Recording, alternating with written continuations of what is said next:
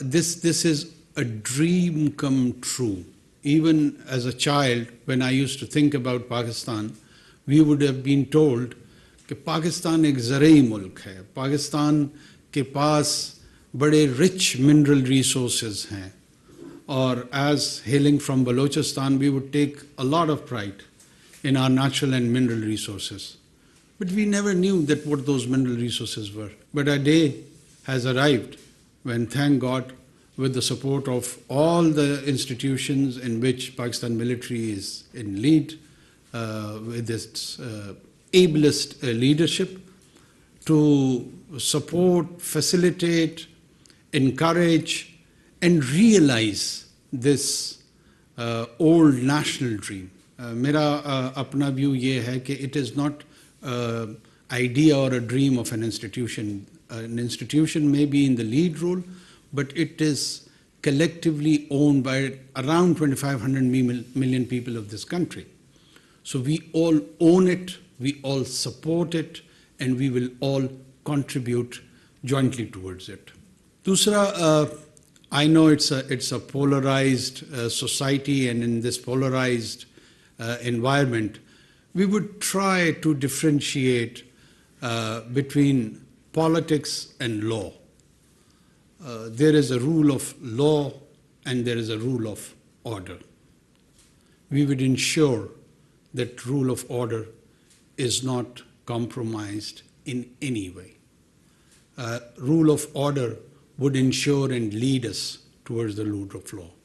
If there is chaos, if there is anarchy, no governance system, no secular system, no religious theocratic system, whatever the people of a concerned territory wish to live with it, you can't have that. So we know the sanctity of the order. That would be kept at any cost. Pakistan is owned and shared by all ethnicities, by all creed, by all religious backgrounds. Quaid-e-Azam Muhammad Ali Jinnah, his famous speech of 11th August was a projection for the idea of a citizenry where no identity-based rights would be prescribed. Rights will not be given to the people on the basis of noun, right? Rather, it would be allocated on the basis of adjective, on the basis of conduct, on the basis of character, on the basis of behavior. The best of the best has to come and excel in this society. There are many dreams around the globe, but let's start having a vision of a Pakistani dream, and let's realize this Pakistani dream. Pakistani dream is the dream of our soul. It is imbibed by the ideas of Iqbal, the enlightened Iqbal. We would strongly discourage rigidity, be it in any form, in this society. We do not stand for the forces of darkness. Rigidity may come in the garb of religion or secularism or any other form. These extreme attitudes, they are not just unwelcomed, they would be discouraged. They would be curbed and controlled by the law. I have a deep sense that along with our economic challenges, which are huge, with an able team like yourself, we will try to ensure financial discipline. We have a sense of sanctity of the taxpayers' money, this money on which we are having today's meeting, consuming this water, tea, traveling, doing any sort of actions. It is paid by the people of Pakistan, and we have that sense of sanctity towards them.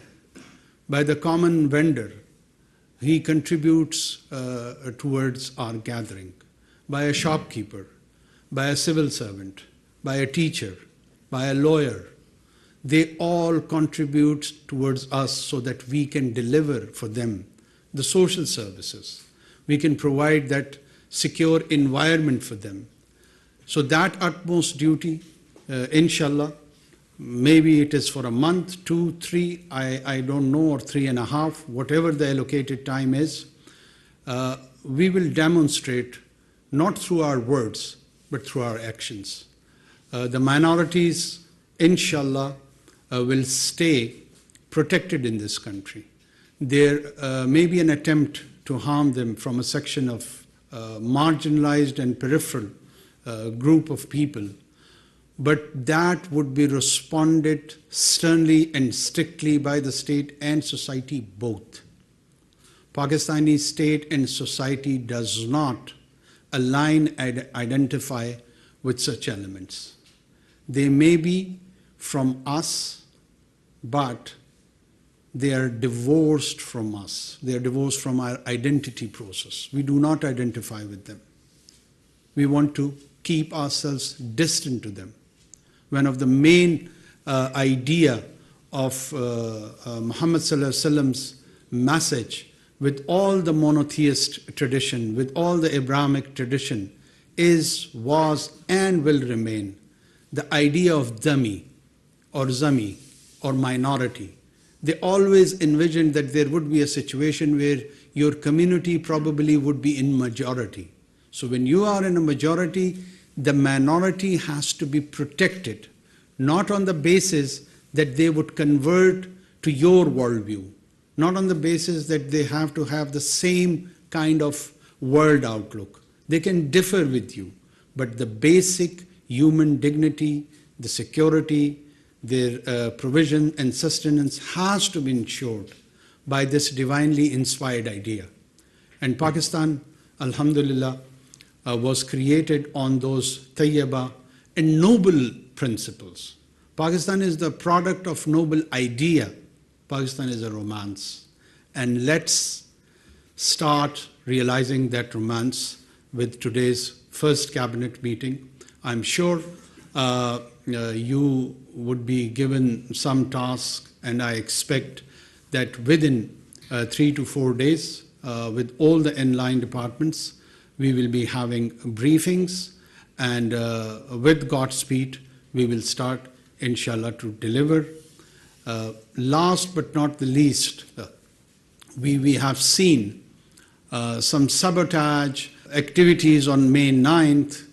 I would explicitly express my not just discomfort, but it was a way of disappointment that how and where did we reach on that day. Not just that our military installations were attacked. Gentlemen and ladies, let me remind you, when I was growing up, a new virus was emerged by the name of AIDS, and it was acquired immunodeficiency syndrome. The nature of the virus was that it would attack the immune system of the body, and then you could have died. It would have been fatal even for a very mundane diseases like flu. So for any polity, if its immune system is attacked, it leads towards its fatality. And in our context, these emblems, these symbols are important.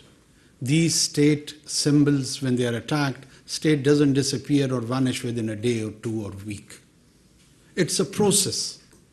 And the initiation of that process, or an attempt at least to do so, in my mind comes that it was exhibited on May 9th. We not just condemn it, now we are in the role to ensure that justice is being done, and whosoever violated laws on those days would be treated by those laws. There won't be any favor, there won't be any fear. We will try to implement with justice and neutrality. Our core issue, Kashmir, cannot be ignored, as it does not lie in our memory or in mind. It lies in our soul. And body can transform, soul can't. So for us, Kashmir is eternal. Thank you so much.